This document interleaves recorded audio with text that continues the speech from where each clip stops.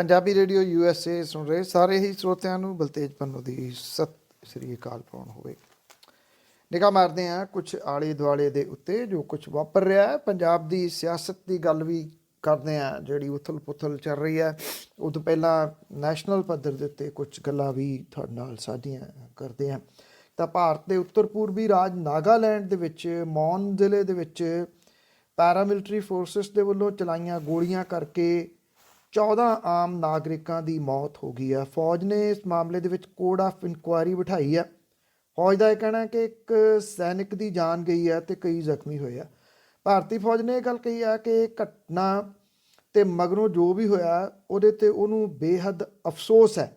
ਜਾਨਾਂ ਜਾਣ ਦੀ ਜਾਂਚ ਉੱਚ ਪੱਧਰ ਦੇ ਉੱਤੇ ਕੀਤੀ ਜਾ ਰਹੀ ਹੈ। 13 ਜਣੇ ਤਾਂ ਮੌਕੇ ਦੇ ਉੱਤੇ ਮਾਰੇ ਗਏ, 11 ਫੱਟੜ ਨੇ। ਕੁਝ ਜਿਹੜੀਆਂ ਰਿਪੋਰਟਾਂ ਨੇ ਉਹ ਮਰਨ ਵਾਲਿਆਂ ਦੀ ਗਿਣਤੀ 17-20 ਦੱਸਦੀਆਂ ਨੇ। ਮੁੱਖ ਮੰਤਰੀ ਨੇਫਿਊ ਰੀਓ ਨੇ ਉੱਚ ਪੱਧਰੀ ਜਾਂਚ ਦਾ ਵਾਅਦਾ ਕੀਤਾ ਹੈ। ਸਮਾਜ ਦੇ ਸਾਰੇ ਵਰਗਾਂ ਨੂੰ ਸ਼ਾਂਤੀ ਰੱਖਣ ਦੀ ਅਪੀਲ ਕੀਤੀ ਗਈ ਆ। ਪੁਲਿਸ ਅਧਿਕਾਰੀ ਨੇ ਕਿਹਾ ਕਿ ਘਟਨਾ ਓਟਿੰਗ ਤੇ ਟੀਰੂ ਪਿੰਡਾਂ ਦੇ ਵਿਚਾਲੇ ਵਾਪਰੀ ਆ। ਇਹ ਜਿਹੜੀ ਘਟਨਾ ਵਾਪਰੀ ਹੈ ਜਦੋਂ ਕੁਝ ਦਿਹਾੜੀਦਾਰ ਮਜ਼ਦੂਰ ਇੱਕ ਵੈਨ ਦੇ ਵਿੱਚ ਘਰ ਪਰਤ ਰਹੇ ਸੀਗੇ, ਉਸ ਵੇਲੇ ਵਾਪਰੀ। ਉਹਨਾਂ ਨੇ ਇਹ ਕਿਹਾ ਕਿ ਉਹਨਾਂ ਦੇ ਵਹੀਕਲ ਦੇ ਉੱਤੇ ਕਥਿਤ ਤੌਰ 'ਤੇ ਫੌਜ ਨੇ ਗੋਲੀ ਚਲਾਈ ਅਤੇ ਜਿਹੜੀ ਕਿ ਇਲਾਕੇ ਦੇ ਵਿੱਚ ਖੁਫੀਆ ਜਾਣਕਾਰੀ ਦੇ ਆਧਾਰ ਦੇ ਉੱਤੇ ਇੱਕ ਮੁਹਿੰਮ ਦੇ ਉੱਤੇ ਸੀ।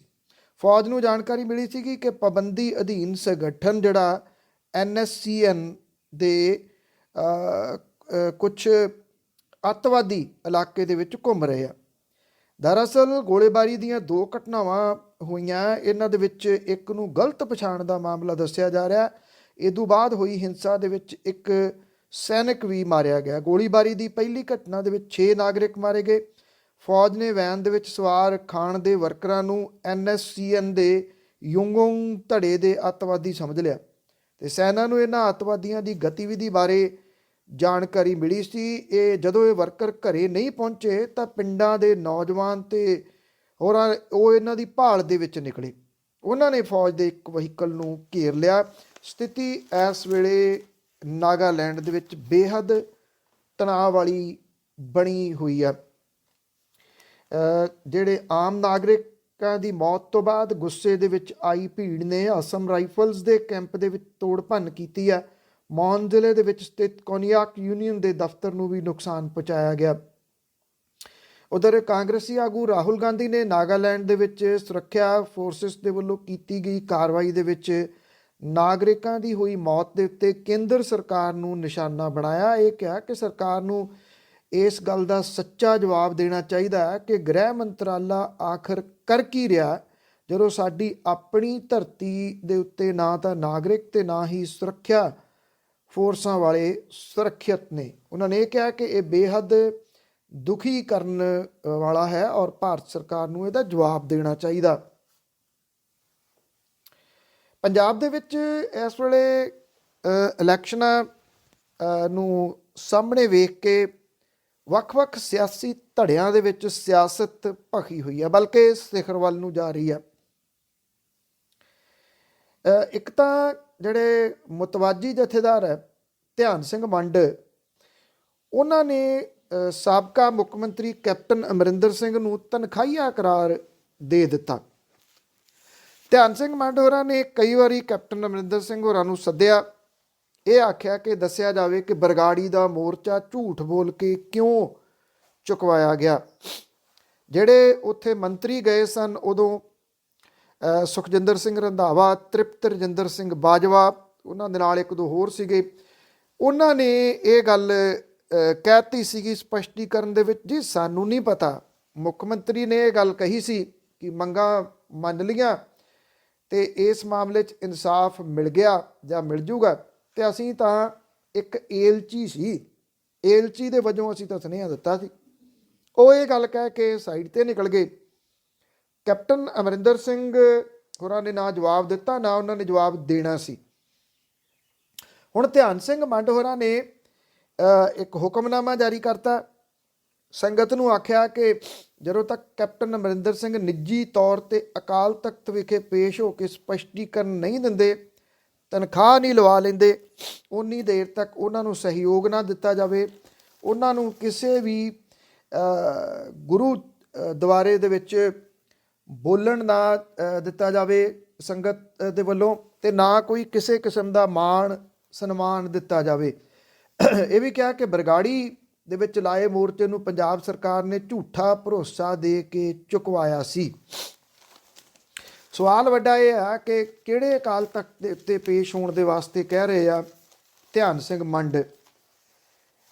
ਉਹ ਅਕਸਰ ਆਪਣੀ ਜਿਹੜੀ ਮੀਟਿੰਗ ਲਾਉਂਦੇ ਆ ਅਕਾਲ ਤਖਤ ਦੇ ਬਾਹਰ ਵਾਲੀ ਜਗ੍ਹਾ ਦੇ ਉੱਤੇ ਲਾਉਂਦੇ ਆ, ਕਿਉਂਕਿ ਅਕਾਲ ਤਖਤ ਦੇ ਉੱਤੇ ਤਾਂ ਸ਼੍ਰੋਮਣੀ ਗੁਰਦੁਆਰਾ ਪ੍ਰਬੰਧਕ ਕਮੇਟੀ ਦਾ ਕਬਜ਼ਾ ਹੈ, ਤੇ ਉੱਥੇ ਉਹਨਾਂ ਨੇ ਬਿਠਾਏ ਨੇ ਹਰਪ੍ਰੀਤ ਸਿੰਘ ਹੋਰੀ PhD।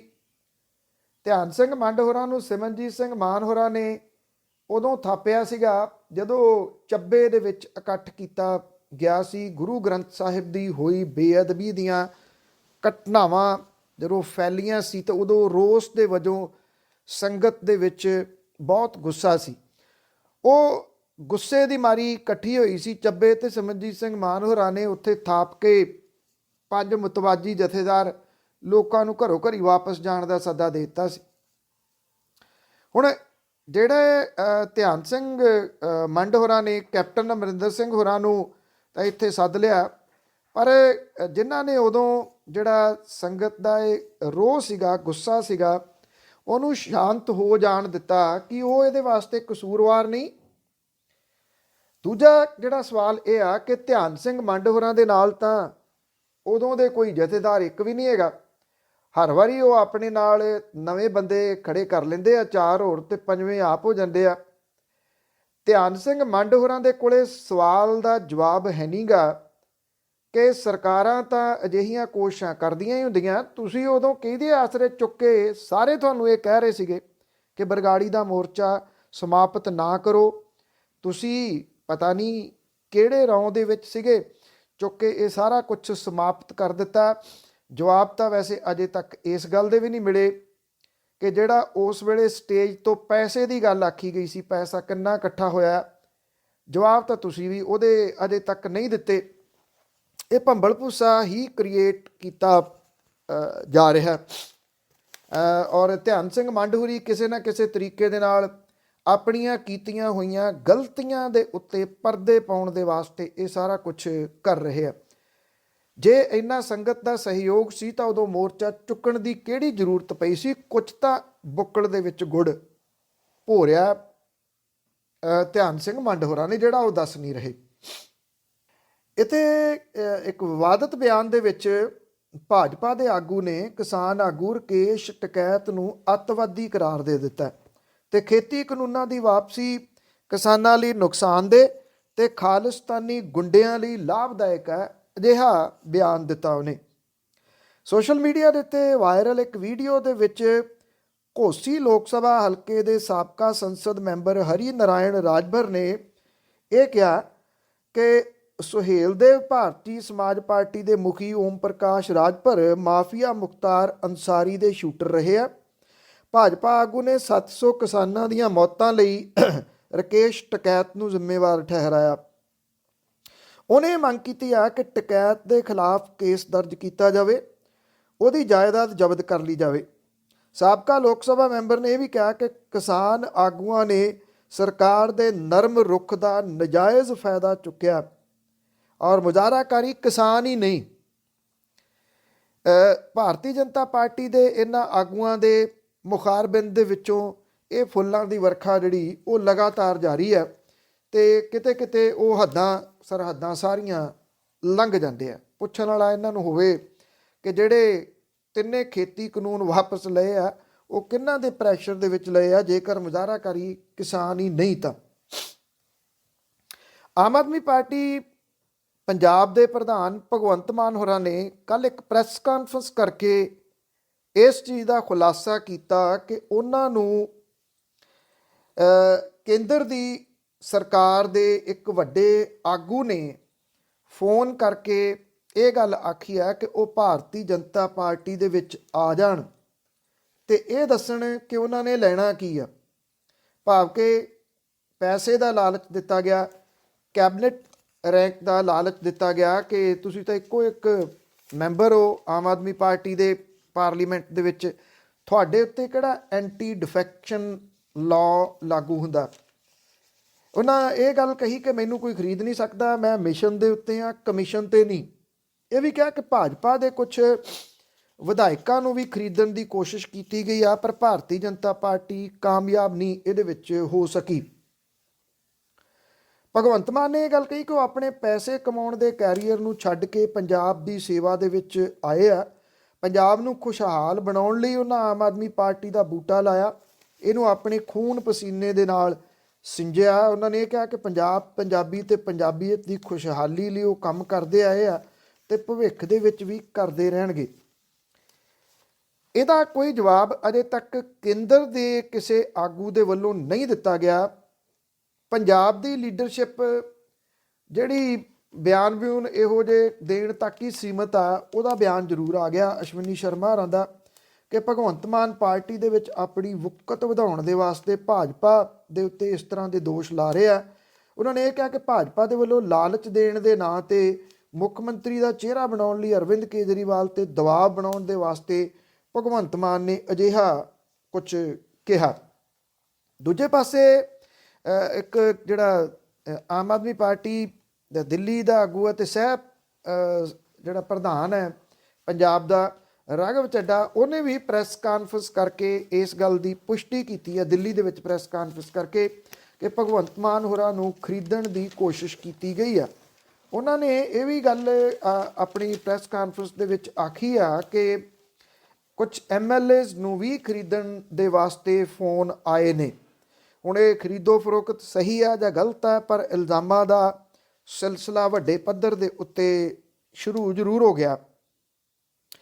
ਉਧਰ ਅਕਾਲੀ ਦਲ ਸੰਯੁਕਤ ਦੇ ਪ੍ਰਧਾਨ ਸੁਖਦੇਵ ਸਿੰਘ ਢੀਂਡਸਾ ਹੋਰਾਂ ਨੇ ਇਹ ਗੱਲ ਕਹੀ ਹੈ ਕਿ ਭਾਜਪਾ ਦੇ ਨਾਲ ਆਉਂਦੀਆਂ ਚੋਣਾਂ ਦੇ ਮੱਦੇ ਨਜ਼ਰ ਅਗਾਊਂ ਸ਼ਰਤਾਂ ਰੱਖ ਕੇ ਗੱਠਜੋੜ ਕੀਤਾ ਜਾਊਗਾ।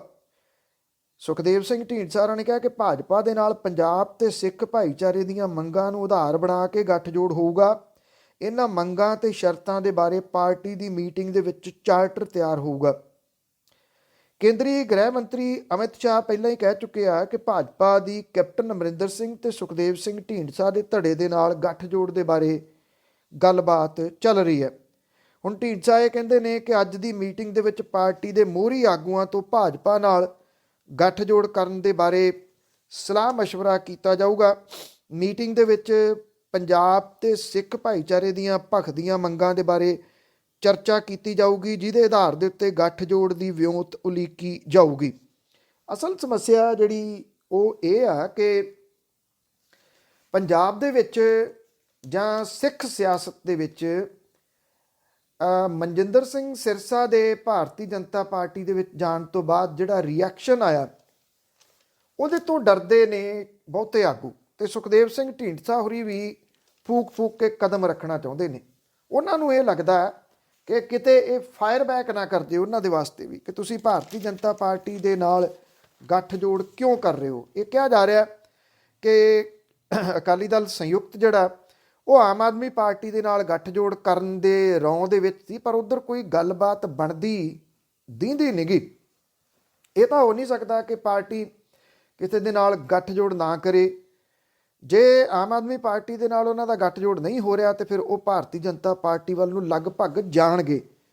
ਚਲੇ ਤਾਂ ਬਹੁਤ ਦੇਰ ਪਹਿਲਾਂ ਜਾਣਾ ਸੀ ਸੁਖਦੇਵ ਸਿੰਘ ਢੀਂਡਸਾ ਹੋਰਾਂ ਦੇ ਧੜੇ ਨੇ, ਪਰ ਜਦੋਂ ਇਹ ਉਥਲ ਪੁਥਲ ਹੋਈ ਆ ਸਾਰੀ, ਜਦੋਂ ਸੁਖਦੇਵ ਸਿੰਘ ਢੀਂਡਸਾ ਹੋਰੀ ਅਕਾਲੀ ਦਲ ਬਾਦਲ ਛੱਡ ਕੇ ਉਹਨਾਂ ਨੇ ਅਕਾਲੀ ਦਲ ਟਕਸਾਲੀ ਪਹਿਲਾਂ ਬਣਾ ਲਿਆ, ਡੈਮੋਕ੍ਰੈਟਿਕ ਸੀ, ਫਿਰ ਅਕਾਲੀ ਦਲ ਟਕਸਾਲੀ ਵਾਲੇ ਉਹਨਾਂ ਦੇ ਨਾਲ ਰਲ ਗਏ ਤੇ ਸੰਯੁਕਤ ਬਣ ਗਿਆ।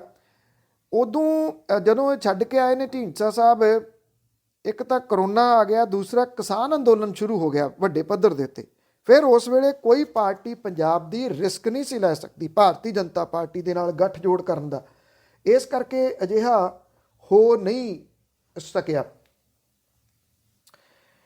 ਮੁਕਤਸਰ ਡਿਸਟ੍ਰਿਕਟ ਦੇ ਵਿੱਚ ਇੱਕ ਡੇਰਾ ਪ੍ਰੇਮੀ ਦੇ ਕਤਲ ਤੋਂ ਬਾਅਦ ਹੁਣ ਫਰੀਦਕੋਟ ਦੇ ਵਿੱਚ ਡੇਰਾ ਸਿਰਸਾ ਦੀਆਂ ਬ੍ਰਾਂਚਾਂ ਦੇ ਉੱਤੇ ਸੁਰੱਖਿਆ ਵਧਾਈ ਗਈ ਹੈ।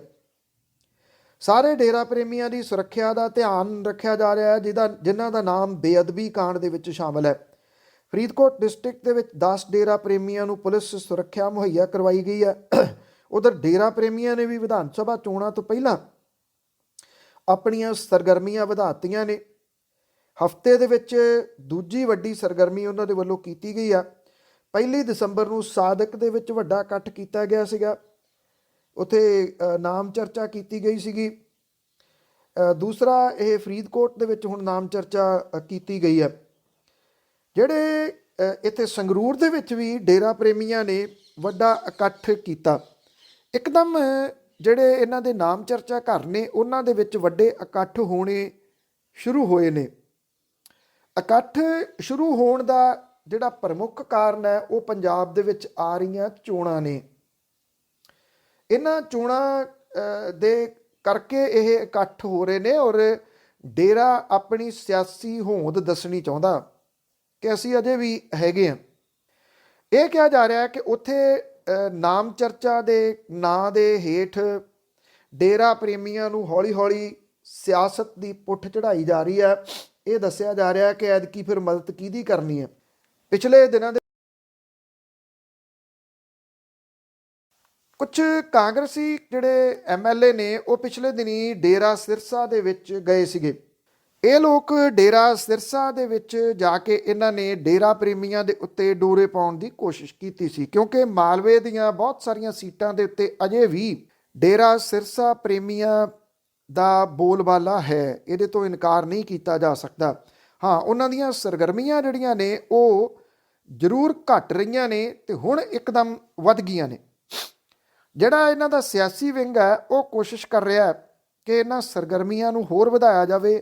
ਸਿਆਸੀ ਧਿਰਾਂ ਨੂੰ ਇਹ ਦੱਸਿਆ ਜਾਵੇ ਕਿ ਡੇਰਾ ਪ੍ਰੇਮੀਆਂ ਦੀਆਂ ਵੋਟਾਂ ਤੋਂ ਬਿਨਾਂ ਉਹਨਾਂ ਦਾ ਗੁਜ਼ਾਰਾ ਨਹੀਂ। ਜਦੋਂ ਮੌਕਾ ਮਿਲੂਗਾ ਬਾਕੀ ਸਿਆਸੀ ਧਿਰਾਂ ਨੂੰ ਉਹ ਵੀ ਉੱਥੇ ਜਾ ਕੇ ਇਹ ਜ਼ਰੂਰ ਇਹਨਾਂ ਦੇ ਵਿੱਚ ਵੋਟਾਂ ਦੀ ਮੰਗ ਕਰਨਗੇ। ਜਿਹੜਾ ਡੇਰੇ ਦਾ ਸਿਆਸੀ ਵਿੰਗ ਹੈ ਉਹਦੀ ਸਰਗਰਮੀ ਇਹ ਦੱਸਦੀ ਹੈ ਕਿ ਖਾਸ ਹਦਾਇਤਾਂ ਦੇ ਕਰਕੇ ਹੀ ਵੱਖ-ਵੱਖ ਸ਼ਹਿਰਾਂ ਦੇ ਵਿੱਚ ਇਕੱਠ ਕੀਤੇ ਜਾ ਰਹੇ ਆ ਡੇਰਾ ਪ੍ਰੇਮੀਆਂ ਦੇ। ਤੇ ਉੱਥੇ ਜਿਹੜਾ ਡੇਰਾ ਪ੍ਰੇਮੀ ਨੇ ਉਹਨਾਂ ਨੂੰ ਇਹ ਦੱਸਣ ਦੀ ਕੋਸ਼ਿਸ਼ ਕੀਤੀ ਜਾ ਰਹੀ ਹੈ ਕਿ ਆਪਾਂ ਇਸ ਵਾਰੀ ਮਦਦ ਕਿਹਦੀ ਕਰਨੀ ਹੈ। ਤੋ ਇਸ ਕਰਕੇ ਇਹ ਜਿਹੜੀ ਝਾਕ ਹੈ ਸਿਆਸੀ ਧਿਰਾਂ ਨੇ ਲਾਈ ਹੋਈ ਆ। ਅੱਜ ਕੋਈ ਵਿਰੋਧ ਕਰੀ ਚੱਲੇ ਕਾਂਗਰਸੀਆਂ ਦਾ, ਆਉਂਦੇ ਦਿਨਾਂ ਦੇ ਦੌਰਾਨ ਇਹੀ ਲੋਕ ਵੱਖ-ਵੱਖ ਧਿਰਾਂ ਵਾਲੇ ਉੱਥੇ ਡੇਰਾ ਪ੍ਰੇਮੀਆਂ ਦੇ ਵਿੱਚ ਦਿਸਣੇ ਆ ਔਰ ਉੱਥੇ ਇਹਨਾਂ ਨੇ ਜਾ ਕੇ ਵੋਟਾਂ ਦੀ ਮੰਗ ਕਰਨੀ ਹੈ। ਅਟਾਰੀ ਸਰਹੱਦ ਦੇ ਬਾਹਰ 72 ਦਿਨਾਂ ਤੋਂ ਬੇਘਰੇ ਬੈਠੇ 99 ਪਾਕਿਸਤਾਨੀ ਹਿੰਦੂ ਪਰਿਵਾਰ ਵਤਨ ਪਰਤਣ ਦੀ ਉਡੀਕ ਦੇ ਵਿੱਚ ਨੇ। ਹਾਲੇ ਤੱਕ ਉਹਨਾਂ ਦੀ ਸੁਣਵਾਈ ਨਹੀਂ ਹੋਈ। ਇਹ ਪਾਕਿਸਤਾਨੀ ਹਿੰਦੂ ਨਾਗਰਿਕ ਅਟਾਰੀ ਸਰਹੱਦ ਦੇ ਬਾਹਰ ਰਹਿਣ ਬਸੇਰਾ ਬਣਾਈ ਬੈਠੇ ਨੇ, ਜਿਨ੍ਹਾਂ ਦੇ ਵਿੱਚ 48 ਬੱਚੇ ਵੀ ਸ਼ਾਮਲ ਨੇ। ਇਹਨਾਂ ਪਰਿਵਾਰਾਂ ਦੇ ਵਿੱਚ ਸ਼ਾਮਲ ਨਿੰਬੂ ਬਾਈ ਨਾਂ ਦੀ ਔਰਤ ਨੇ ਇੱਕ ਬੱਚੇ ਨੂੰ ਜਨਮ ਦਿੱਤਾ ਉੱਥੇ ਕੈਂਪ ਦੇ ਵਿੱਚ ਬੈਠਿਆਂ। ਨਵੇਂ ਜੰਮੇ ਬੱਚੇ ਦਾ ਪਿਤਾ ਬਾਲਮ ਰਾਮ ਵਾਸੀ ਪਿੰਡ ਰਾਜਨਪੁਰ ਜ਼ਿਲ੍ਹਾ ਰਹੀਮੀਆਂ ਲਹਿੰਦਾ ਪੰਜਾਬ ਹੈ ਔਰ ਉਹਦੇ ਘਰ 2 ਦਸੰਬਰ ਨੂੰ ਇੱਕ ਲੜਕੇ ਨੇ ਜਨਮ ਲਿਆ। ਅਟਾਰੀ ਸਰਹੱਦ ਦੇ ਉੱਤੇ ਜੰਮੇ ਇਸ ਬੱਚੇ ਦਾ ਨਾਮ ਇਹਨਾਂ ਨੇ ਬਾਰਡਰ ਰੱਖਿਆ ਔਰ ਉਹਨੇ ਇਹ ਕਿਹਾ ਕਿ ਜਦੋਂ ਬੱਚਾ ਵੱਡਾ ਹੋਊਗਾ ਤਾਂ ਉਹਨੂੰ ਦੱਸਿਆ ਜਾਊਗਾ ਕਿ ਉਹਦਾ ਜਨਮ ਬਾਰਡਰ ਦੇ ਉੱਤੇ ਹੋਣ ਕਰਕੇ ਉਹਦਾ ਨਾਮ ਬਾਰਡਰ ਰੱਖਿਆ ਗਿਆ ਸੀਗਾ। ਪਾਕਿਸਤਾਨੀ ਸੂਬਾ ਸਿੰਧ ਤੇ ਪੰਜਾਬ ਦੇ ਹਿੰਦੂ ਯਾਤਰੀ 21 ਸਤੰਬਰ ਨੂੰ ਵਤਨ ਪਰਤਣ ਲਈ ਅਟਾਰੀ ਸਰਹੱਦ ਦੇ ਉੱਤੇ ਪਹੁੰਚੇ ਸੀ, ਪਰ ਪਾਕਿਸਤਾਨ ਜਾਣ ਦੀ ਆਗਿਆ ਤੇ ਜੋਧਪੁਰ ਤੋਂ ਪੁਲਿਸ ਕਲੀਅਰੈਂਸ ਸਰਟੀਫਿਕੇਟ ਨਾ ਹੋਣ ਕਰਕੇ ਇਹਨਾਂ ਨੂੰ ਰੋਕ ਦਿੱਤਾ ਗਿਆ। ਇਹਨਾਂ ਯਾਤਰੀਆਂ ਦੇ ਵਿੱਚ ਉਹ ਹਿੰਦੂ ਯਾਤਰੀ ਵੀ ਸ਼ਾਮਲ ਨੇ ਜਿਹੜੇ 17 ਦੇ ਵਿੱਚ ਹਰਿਦੁਆਰ ਦੇ ਧਾਰਮਿਕ ਤੀਰਥਾਂ ਦੀ ਦਰਸ਼ਨ ਕਰਨ ਲਈ ਪਰਿਵਾਰਾਂ ਸਮੇਤ ਭਾਰਤ ਆਏ ਸੀਗੇ ਤੇ ਕੁਝ ਲੋਕਡਾਊਨ ਲੱਗਣ ਤੋਂ ਪਹਿਲਾਂ ਭਾਰਤ ਆਏ ਸੀ ਪਰ ਵਾਪਸ ਨਹੀਂ ਜਾ ਸਕੇ। ਇਹ ਪਾਕਿਸਤਾਨੀ ਯਾਤਰੀ ਅਟਾਰੀ ਆਉਣ ਤੋਂ ਪਹਿਲਾਂ ਜੋਧਪੁਰ ਰਾਜਸਥਾਨ ਦੇ ਵਿੱਚ ਰਹਿ ਰਹੇ ਸੀ। ਹਿੰਸਕ ਗੀਤ ਗਾਉਣ ਵਾਲੇ ਸਿੱਧੂ ਮੂਸੇਵਾਲੇ ਦੇ ਕਾਂਗਰਸੀ ਹੋਣ ਤੋਂ ਬਾਅਦ ਮਾਨਸਾ ਡਿਸਟ੍ਰਿਕਟ ਦੇ ਵਿੱਚ ਕਾਂਗਰਸ ਦੇ ਵਿੱਚ ਕਈ ਕਿਸਮ ਦੇ ਪੁਆੜੇ ਖੜੇ ਹੋਣੇ ਸ਼ੁਰੂ ਹੋ ਗਏ ਨੇ। ਉੱਥੇ ਕਾਂਗਰਸ ਦੇ ਅੰਦਰੋਂ ਹੀ ਉਹਦਾ ਵਿਰੋਧ ਹੋ ਰਿਹਾ, ਕਿਉਂਕਿ ਮਾਨਸਾ ਦੇ ਵਿੱਚ ਪੰਜਾਬ ਦੇ ਮੁੱਖ ਮੰਤਰੀ ਦਾ ਦੌਰਾ ਆਉਂਦੇ ਦਿਨਾਂ ਦੇ ਦੌਰਾਨ, ਤੇ ਇੱਥੇ ਹਲਕੇ ਦੇ ਬਹੁਤੇ ਕਾਂਗਰਸੀ ਕਾਂਗਰਸ ਦੇ ਇਸ ਫੈਸਲੇ ਤੋਂ ਨਾ ਖੁਸ਼ ਨੇ। ਭਾਵੇਂ ਅਜੇ ਤੱਕ ਸਿੱਧੂ ਮੂਸੇਵਾਲੇ ਨੇ ਮਾਨਸਾ ਵਿਧਾਨ ਸਭਾ ਹਲਕੇ ਤੋਂ ਚੋਣ ਲੜਨ ਦਾ ਸਿੱਧੇ ਤੌਰ ਤੇ ਕੋਈ ਐਲਾਨ ਨਹੀਂ ਕੀਤਾ, ਪਰ ਕਾਂਗਰਸੀ ਹਲਕਿਆਂ ਦੇ ਮੁਤਾਬਕ ਉਹ ਮਾਨਸਾ ਤੋਂ ਇਲਾਵਾ ਮੌੜ ਜਾਂ ਸਰਦੂਲਗੜ੍ਹ ਤੋਂ ਚੋਣ ਲੜਨ ਲਈ ਵੀ ਦੁਚਿੱਤੀ ਦੇ ਵਿੱਚ ਹੈ।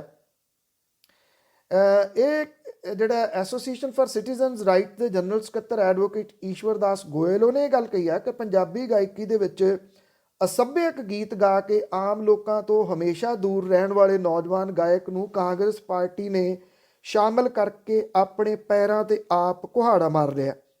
ਜ਼ਿਲ੍ਹਾ ਕਾਂਗਰਸ ਦਾ ਜਨਰਲ ਸਕੱਤਰ ਗੁਰਮੇਲ ਸਿੰਘ ਸਮਾਓ ਆ, ਉਹ ਕਹਿੰਦਾ ਕਿ ਪਾਰਟੀ ਹਾਈ ਕਮਾਂਡ ਨੂੰ ਅਜਿਹੇ ਵਿਵਾਦਤ ਗਾਇਕ ਨੂੰ ਸ਼ਾਮਲ ਕਰਨ ਤੋਂ ਪਹਿਲਾਂ ਮਾਨਸਾ ਜ਼ਿਲ੍ਹੇ ਦੇ ਵਰਕਰਾਂ ਦੇ ਨਾਲ ਸਲਾਹ ਕਰ ਲੈਣੀ ਚਾਹੀਦੀ ਸੀ।